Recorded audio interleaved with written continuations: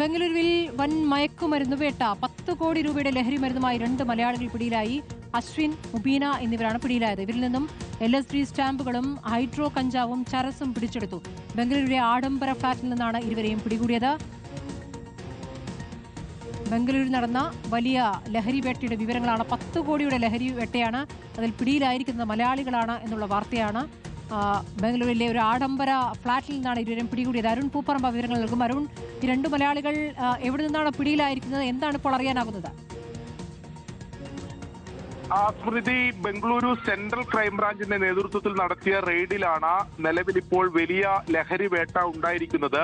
ബംഗളൂരു നഗരത്തിലെ പ്രസ്റ്റീജ് കീഴിലുള്ള ഒരു ഫ്ളാറ്റിൽ ഒരു ആഡംബര ഫ്ളാറ്റിൽ വെച്ചാണ് ഈ 2 പേരെയും പിടികൂടിയിട്ടുള്ളത്. മലയാളികളാണ് എന്നതാണ് ബംഗളൂരു സെൻട്രൽ ക്രൈംബ്രാഞ്ചിൽ നിന്ന് ലഭിക്കുന്ന വിവരം. അശ്വിൻ, അതോടൊപ്പം മുബീന എന്നീ 2 പേരെയാണ് നിലവിൽ പിടികൂടിയിട്ടുള്ളത്. ഇവരെ സംബന്ധിച്ച്, ഇവരുടെ ലഹരി കടത്ത് സംബന്ധിച്ച് സെൻട്രൽ ക്രൈംബ്രാഞ്ചിന് നേരത്തെ തന്നെ വിവരം ലഭിച്ചതിനെ തുടർന്നാണ് ഇന്ന് ഈ പരിശോധന ഉണ്ടായത്.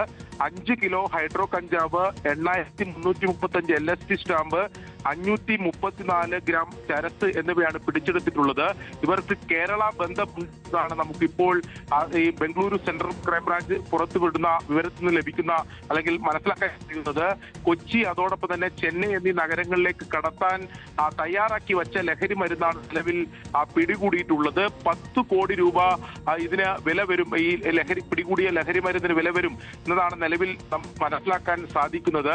കഴിഞ്ഞ 2 മാസത്തിനിടെ ബംഗളൂരുവിൽ പിടികൂടുന്ന ലഹരി കടത്തുമായി ബന്ധപ്പെട്ട് പിടികൂടുന്ന 6ാമത്തെ മലയാളികളാണ് നിലവിൽ ഇപ്പോൾ ഉള്ളത്. അശ്വിൻ, മുബീന എന്നിവരാണ് നിലവിൽ അറസ്റ്റിലായിട്ടുള്ളത്. എന്തായാലും കൂടുതൽ അന്വേഷണം ഇവരെ സംബന്ധിച്ച് നടത്തുന്നുണ്ട്. ഇവർ ഗോവ, ഹൈദരാബാദ് ഉൾപ്പെടെ കേന്ദ്രീകരിച്ച് ലഹരി കടത്ത് നടത്തുന്നവരാണ്.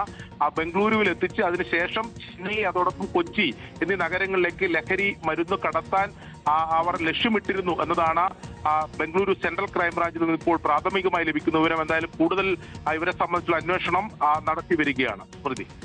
ശരി, അരുൺ പൂപ്പറമ്പയാണ് കാസർഗോഡ് നിന്ന് വിവരങ്ങൾ നൽകിയത്.